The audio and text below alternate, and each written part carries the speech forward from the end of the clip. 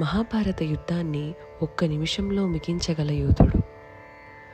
మహాభారత యుద్ధంలో కృష్ణుడు, అర్జునుడు, భీష్ముడు, ద్రోణుడు వంటి మహాయోధులున్నారు. కానీ వీరందరికన్నా శక్తివంతమైన యోధుడు ఒకడు ఉన్నాడు. అతని పేరే బర్బరీకుడు. ఇతను ఘటోత్కచుడి కుమారుడు, అంటే భీముడి మనవడు. శివుడి వరం వల్ల బర్బరీకుడికి 3 అమోఘమైన బాణాలు లభించాయి. మొదటి బాణం తను నాశనం చేయాలనుకున్న వాటన్నిటినీ గుర్తిస్తుంది. రెండో బాణం తను రక్షించాలనుకున్న వాటన్నిటినీ గుర్తిస్తుంది. మూడో బాణం మొదటి బాణం గుర్తించిన వాటన్నిటినీ నాశనం చేస్తుంది. అంటే అతను యుద్ధాన్ని కేవలం 1 నిమిషంలో ముగించగలడు.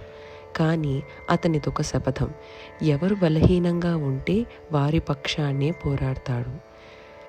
ఇది గమనించిన శ్రీకృష్ణుడు బర్బరీకుడు యుద్ధంలో పాల్గొంటే ఏ పక్షమూ మిగలదని గ్రహించాడు.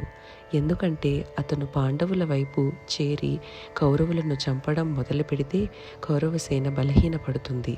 అప్పుడు తన శపథం ప్రకారం అతను పాండవుల వైపు తిరిగి వారిని చంపాల్సి వస్తుంది. ఈ వినాశనాన్ని ఆపటానికి శ్రీకృష్ణుడు బ్రాహ్మడి రూపంలో వచ్చి యుద్ధాన్ని చూడటానికి వీలుగా అతని తలను దానంగా అడిగాడు. బర్బరీకుడు సంతోషంగా ఇచ్చాడు.